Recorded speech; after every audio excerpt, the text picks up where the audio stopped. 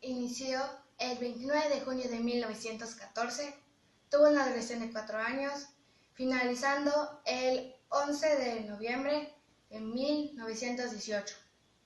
El asesinato de Fernando Francisco, archiduque austrohúngaro, fue el pretexto que dio inicio a la guerra.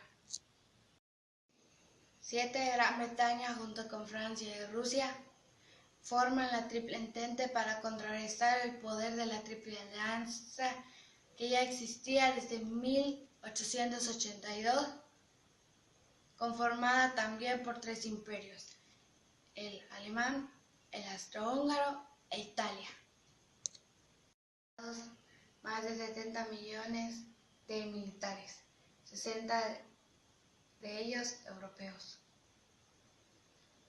lo que lo convierte en una de las guerras más grandes de la historia. Murieron más de 9 millones de combatientes gracias a los avances tecnológicos en la industria de las armas,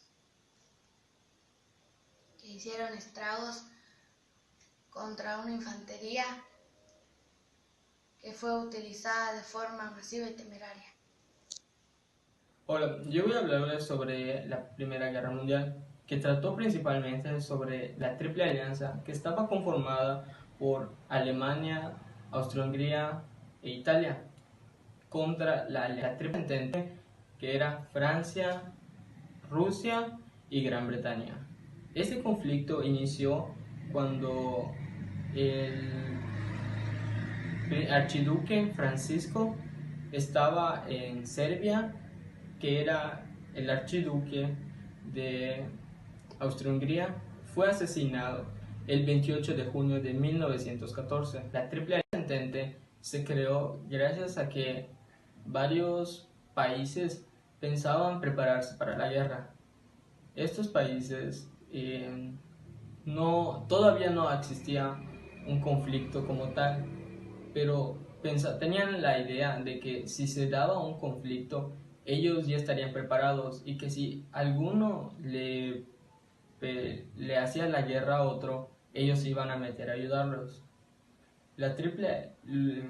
Rusia, Francia y Gran Bretaña se dieron cuenta de esto, así que crearon la Triple Alianza. En este caso nos dimos cuenta de que la Triple Alianza y la Alianza Entente tuvieron ese conflicto, de donde explotó la Primera Guerra Mundial. Durante esa guerra no solo se pelearon por la muerte de este archiduque, sino también peleaban por naturales, como era el petróleo. En realidad querían controlar el petróleo de varios lugares para que su comercio o su infraestructura comercial creciera, se mantuviera su economía y fuera creciendo, ya que para pelear esta gran guerra necesitaban de mucha economía. Durante la Primera Guerra Mundial se dieron varias invenciones que revolucionaron varias cosas, como guerra, en el ámbito de la salud, se dieron grandes ideas como la transfusión de sangre, prótesis, ya que durante la guerra se perdían partes de piernas, brazos, y las personas necesitaban seguir en la guerra o mínimo que tuvieran algo con que sostenerse. También Alemania, que fue uno de los grandes inventores en esa época, mejoraron el concepto de lanzallamas y los gases, como crearon el gas mostaza, que era uno de los más efectivos en esa época, aunque para ellos igual retrasaba, ya que cuando lanzaban el gas ellos no podían estar ahí, ni con sus máscaras de gas, hasta se les dificultaba más pelear la guerra. También Alemania creó submarino, que era el terror de los mares en esa época. Yo les voy a hablar sobre los acontecimientos que estuvieron pasando durante la Revolución Mexicana. Como todos saben, inicia el 20 de noviembre de 1910 a las 6 p.m.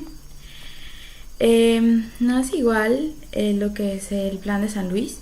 Es cuando Francisco I. Madero se va a refugiar a Estados Unidos y hace un llamado al pueblo mexicano, el cual se levanta en armas contra el gobierno de Porfirio Díaz. Después de eso sucede lo que es el Plan de Ayala. Después tenemos pues la trágica, la escena trágica del 12 al 22 de febrero de 1913, donde muere Madero y su vicepresidente. Villa, Zapata y Carranza se unen contra el gobierno de Victoriano Huerta. De eso hay una convención de Aguascalientes en donde su único fin es elegir a una persona para ser presidente del país, y se elige a Eladio Gutiérrez, pero Carranza, no conforme con esto, decide luchar por el puesto y se le une a Álvaro Obregón, quien fue el único que ha logrado vencer a Villa en la batalla de Celaya. El 10 de abril de 1919 matan a Zapata. En 1920 Obregón quiere ser presidente. Se da el plan de Agua Prieta, y en esto se ven principalmente a Plutarco Calles y Adolfo de la Huerta. Obregón después de esto consigue la presidencia, y en 1924 Obregón cede la presidencia a Calles, y de la Huerta organiza lo que es la Revolución Partista. Después de esto muere Álvaro Obregón y Calles nombra a Emilio Portes Gil, y él nombra a Pascual Ortiz, que renuncia y nombra a Abelardo Rodríguez. A todo eso se le conoce como el Maximato, y de ahí nace el PNR, que hoy en día es el PRI, el partido político que conocemos. Algo muy importante es la Constitución Mexicana de 1917, que es la que actualmente nos rige, y fue Venustiano Carranza el que aprobó esa Constitución. También hay consecuencias de la Revolución Mexicana, que puede ser la devolución de las tierras a indígenas, que es la consolidación de la educación nacional, derechos laborales a los trabajadores, y la disminución y separación de la Iglesia Católica del gobierno. La Revolución Mexicana inició el 20 de noviembre de 1910, liderada por Francisco I. Madero, Doroteo Arango, mejor conocido como Pancho Villa, Emiliano Zapata y Venustiano Carranza, entre los más icónicos.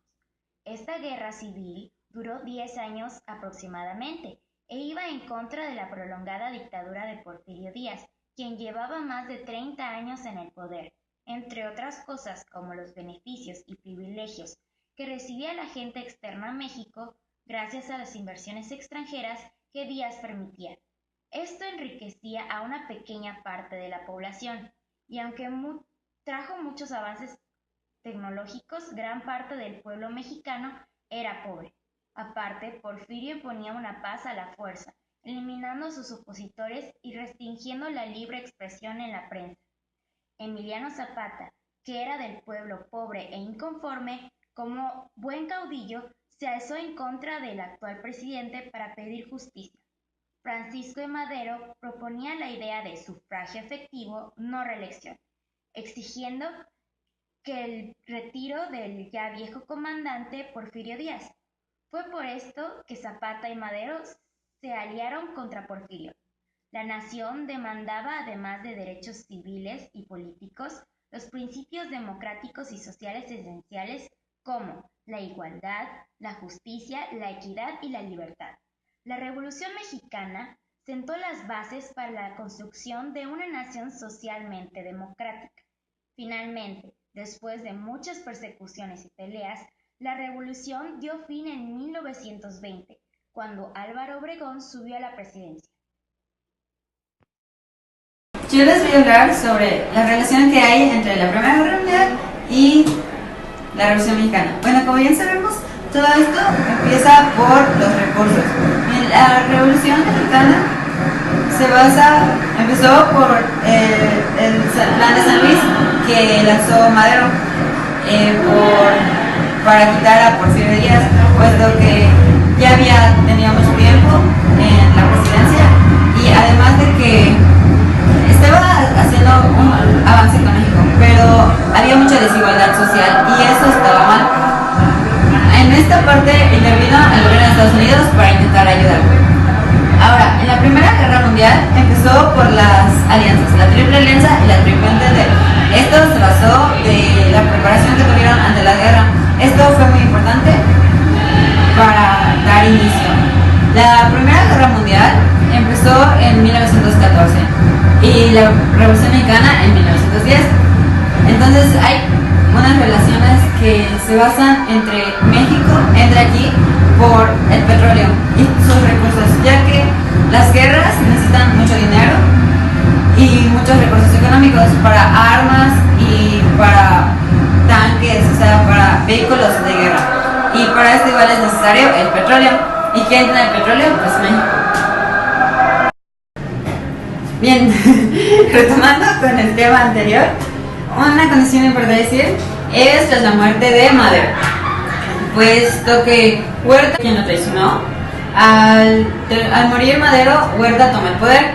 Esto fue bien visto por los extranjeros, ya que les convenía más, pero fue mal visto por los de México, porque sabían que iba a pasar algo malo.